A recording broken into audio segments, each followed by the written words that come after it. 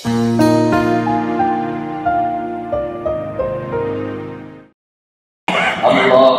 صل على محمد كلما ذكره الذاكرون وكلما غفل عن ذكره الغافلون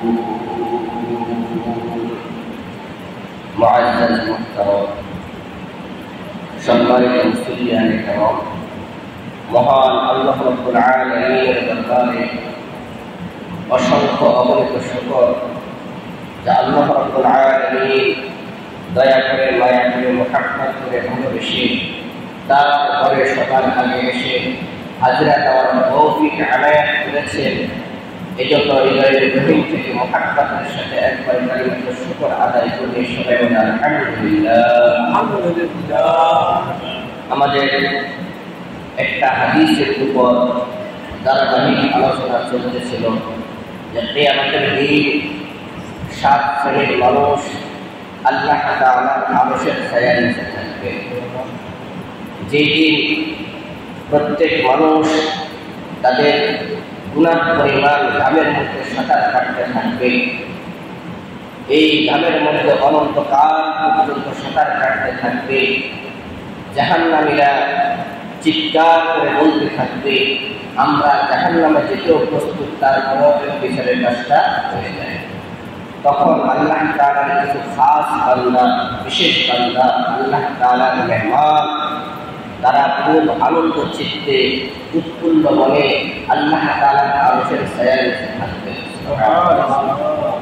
এমন মানুষের সংখ্যা অনেক, তার মধ্য থেকে একটা হাদিসের মধ্যে আসছে তাদের সংখ্যা হলো 7, অর্থাৎ 7 শ্রেণীর মানুষ কিয়ামতের দিন আল্লাহ তাআলার আরশের ছায়ার নিচে থাকবে। এর মধ্যে আমরা 1 থেকে 5 পর্যন্ত আলোচনা হয়েছে। আল্লাহ রাব্বুল আলামিন যদি তৌফিক আনায়াত করেন তাহলে আজকে আমরা 6ষ্ঠ প্রকার সম্পর্কে আলোচনা করব। ওমা তাওফীকি ইল্লা বিল্লাহ।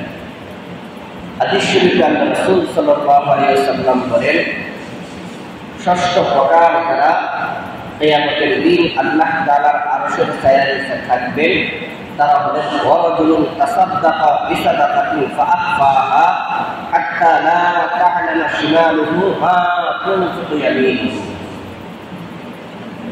6ষ্ঠ প্রকার হলো এমন ব্যক্তি যারা গোপনে আল্লাহ তাআলার রাস্তায় দান করে।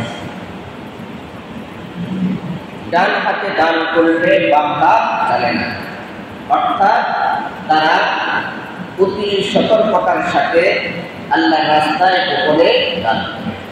এরা হলো 6ষ্ঠ নম্বর প্রকার। তো এর উপরে আল্লাহ চাইলে আমরা কিছু আলোচনা করব।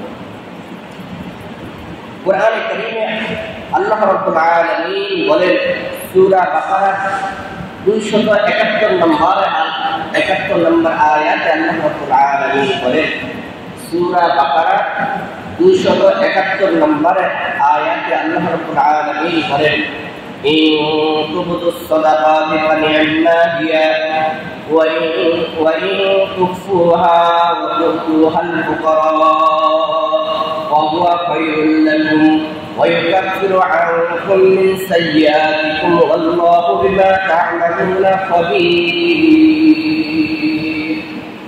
সূরা বাকারা 271 নম্বর আয়াত আল্লাহ রাব্বুল আলামিন বলেন, ইন তুবদুস সাদাকাতি ফানি'মা হিয়া, তোমরা প্রকাশ্যে যা দান করো এটা তোমাদের জন্য উত্তম। সুবহানাল্লাহ। তোমরা প্রকাশ্যে যা দান করো এটা তোমাদের জন্য কল্যাণকর, উত্তম। ওয়া ইন তুখফুহা ওয়া তু'তুহাল ফুকারা ওয়া হুয়া খায়রুল লাকুম, আর যদি তোমরা গোপনে দরিদ্রদেরকে দান করো এটা তোমাদের জন্য আরো বেশি উত্তম। প্রকাশ্যে দান করলে এটা তোমাদের জন্য উত্তম, আর যদি গোপনে দান করো তাহলে এটা তোমাদের জন্য আরো বেশি উত্তম। এর মাধ্যমে আল্লাহ রাব্বুল আলামিন তোমাদের গুনাহগুলোকে মুছে দিবেন। সুবহানাল্লাহ। ওয়া ইউকাফিরু আনকুম মিন সাইয়্যাতিকুম, এর মাধ্যমে আল্লাহ তাআলা তোমাদের গুনাহগুলোকে মুছে দিবেন। আল্লাহু বিমা তা'মালুনা খাবীর, আর তোমরা যা আমল করো আল্লাহ রাব্বুল আলামিন এই সম্পর্কে জানেন। এই আয়াত দ্বারা গোপনে এবং প্রকাশ্যে উভয় প্রকার দানের ফজিলত বর্ণনা করা হয়েছে। যে প্রকাশ্যে দান করলো এটা তোমাদের জন্য কল্যাণকর, আর গোপনে দান করলে এটা তোমাদের জন্য আরো বেশি কল্যাণকর। এর মাধ্যমে আল্লাহ রাব্বুল আলামিন তোমাদের গুনাহগুলোকে মুছে দিবেন। সুবহানাল্লাহ। মুফাসসিরিনে কিরাম এই আয়াতের তাফসীর করতে গিয়ে বলেন, ফরজ দানগুলো প্রকাশ্যে করা উত্তম। ফরজ দানগুলো প্রকাশ্যে করা উত্তম, যেমন যাদের উপর যাকাত ফরজ, এটার জন্য প্রকাশ্যে দান করা উত্তম। গোপনে দান করাও জায়েজ আছে। আর যাতে করে মানুষ এই কথা মনে না করে যে এই লোকটা সম্পদশালী কিন্তু সে যাকাত আদায় করে না, তার ব্যাপারে যেন মানুষ খারাপ ধারণা না করে, এই জন্য ফরজ দানগুলো প্রকাশ্যে দান করা উত্তম, আর নফল দানগুলো গোপনে দান করা উত্তম। নফল দানগুলো গোপনে দান করা উত্তম। এর দ্বারা এটা বোঝায় না যে প্রকাশ্যে দান করা যাবে না, কারণ কোনো কোনো ক্ষেত্রে নফল দান প্রকাশ্যে করাও উত্তম। যেমন একটা মজলিসের মধ্যে যদি এই ব্যক্তি দান করে, তাহলে তার দেখা দেখে আরো মানুষের দান করবে, তখন এই সময় প্রকাশ্যে দান করাই উত্তম। তাহলে এই আয়াতে আল্লাহ রাব্বুল আলামিন আল্লাহর রাস্তায় দান করার জন্য উদ্বুদ্ধ করলেন যে তোমরা প্রকাশ্যে দান করা এটা তোমাদের জন্য কল্যাণকর, আর যদি তোমরা গোপনে দান করা এটা তোমাদের জন্য আরো বেশি কল্যাণকর। এর মাধ্যমে আল্লাহ রাব্বুল আলামিন তোমাদের গুনাহগুলোকে মুছে দিবে। আর তোমরা যা কাজ করো সব বিষয় সম্পর্কে আল্লাহ রাব্বুল আলামিন জানেন, খবর রাখেন। এরপর আল্লাহ রাব্বুল আলামিন সূরা আলে ইমরানের 133 থেকে 134 নম্বর আয়াতে আল্লাহ রাব্বুল আলামিন বলেন, وسارعوا إلى مغفرة من ربكم وجنة عرضها السماوات والأرض أعدت للمتقين الذين ينفقون في السراء والضراء والكاظمين الغيظ والعافين عن الناس والله يحب المحسنين। সূরা আলে ইমরানের 133 এবং 34 নম্বর আয়াতে আল্লাহ রাব্বুল আলামিন জান্নাতি মানুষের কিছু গুণ বর্ণনা করেছেন।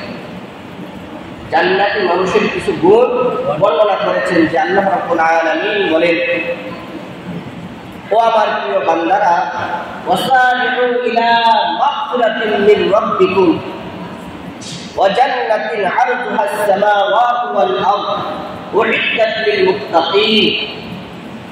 তোমাদের রব তোমাদের জন্য যে ক্ষমা এবং জান্নাত প্রস্তুত করে রেখেছেন, সেই মাগফিরাত এবং জান্নাত নেওয়ার জন্য একে অন্যের থেকে প্রতিযোগিতার মধ্যে লেগে যাও। সুবহানাল্লাহ।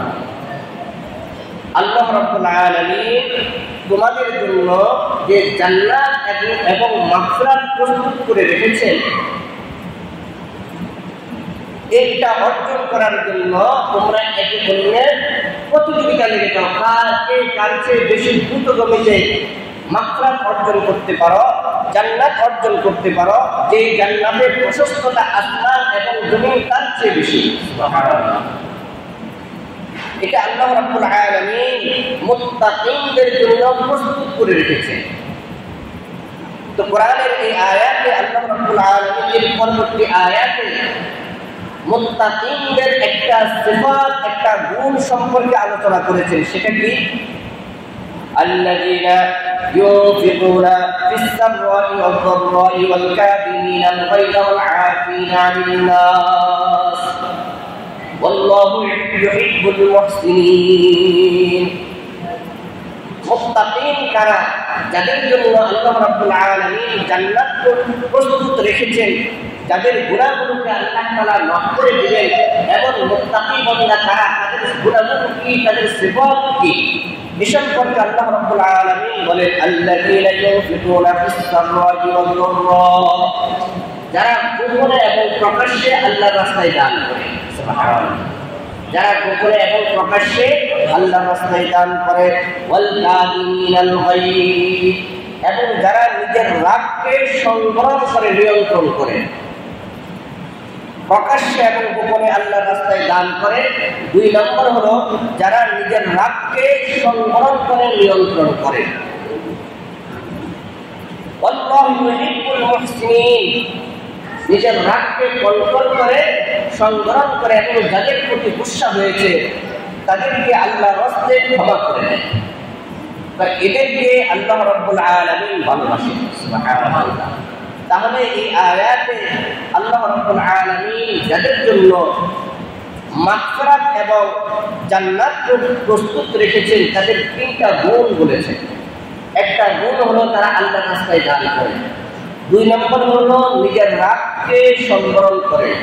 3 নম্বর হলো তিনি এবং তারা মানুষদেরকে ক্ষমা করে দেয়, মাফ করে দেয়।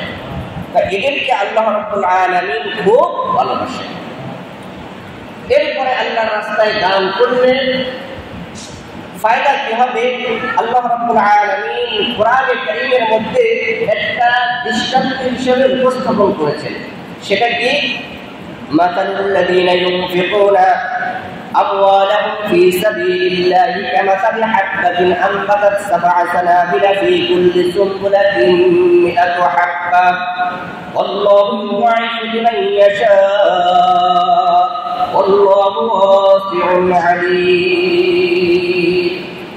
এটা হলো সূরা বাকারার 261 নম্বর আয়াত, এরপরে হলো 262 নম্বর আয়াত। এই আয়াতগুলোতে আল্লাহ রাব্বুল আলামিন তার রাস্তায় দান করলে ফায়দা কি দৃষ্টান্ত হিসেবে উপস্থাপন করেছেন। কি?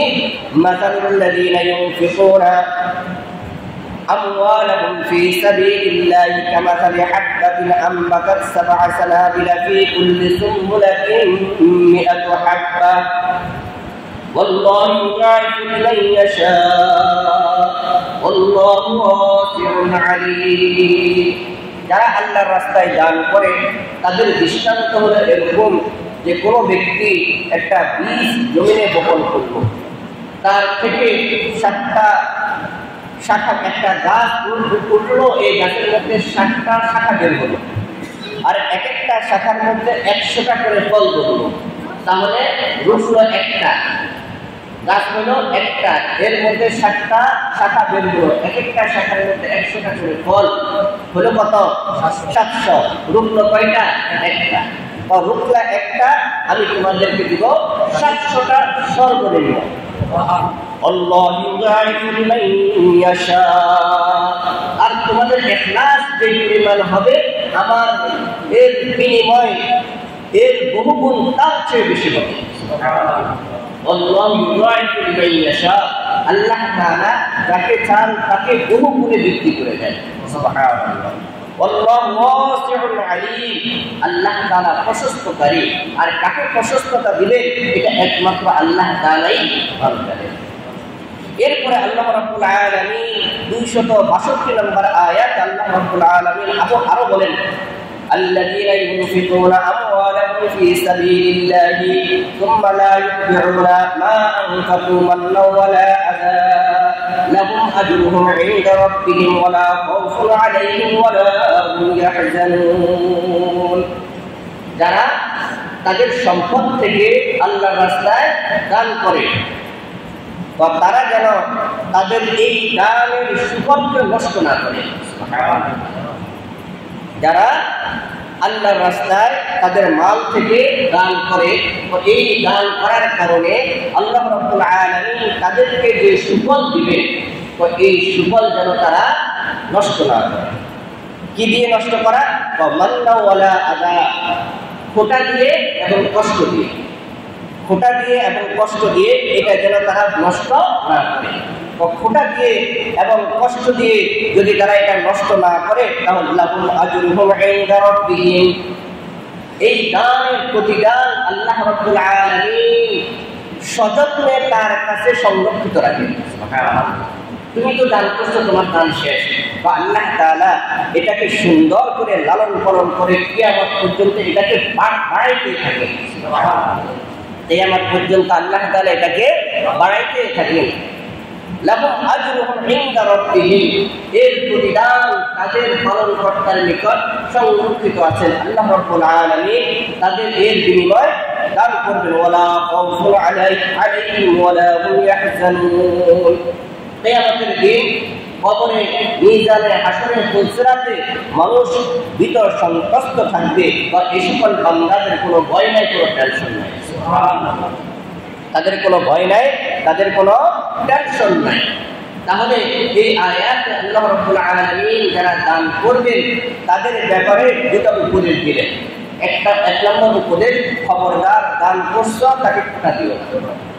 2 নম্বর হলো এই দানের কারণে তাকে কষ্ট দিও না, কারণ তুমি দান করতে এটা তার প্রতি ihsan করার পরে তুমি যদি তাকে কষ্ট দেয়, আমার দানে তুমি এত বড় বিশ্বাস, আমি যদি তোমাকে দান না করতাম তাহলে তুমি এত বড় হইতে পারতি না, বা আমি দান করার কারণেই তো তুই রোগ থেকে মুক্ত হয়েছিস, আমি তোর রোগের জন্য, সুস্থতার জন্য টাকা দিয়েছি, এই জন্য তুই সুস্থ হয়ে গেছিস, তো এখন আমার সামনে বড় বড় গলায় কথা বলো। এই যে কথাগুলো বলার কারণে তার মনে কষ্ট যায়, বা তাকে মান্নাও ওয়ালা আদা, খোটা এবং কষ্ট দিয়ে তোমার এই দানের সুফলকে নষ্ট করো না। হাদিস শরীফের মধ্যে আছে, মুসলিম শরীফ এবং বুখারী শরীফের হাদিস, কিয়ামতের দিন আল্লাহ রাব্বুল আলামিন 3 শ্রেণীর মানুষের সাথে কথা বলবেন না। 3 শ্রেণীর মানুষের সাথে রাগে গোসায় কিয়ামতের মাঠে কথা বলবেন না। রহমতের দৃষ্টিতে তাদের দিকে তাকাবেন না, তাদেরকে গুনাহ থেকে পবিত্র করবেন না, এবং তাদেরকে যন্ত্রণাদায়ক শাস্তি দিবেন।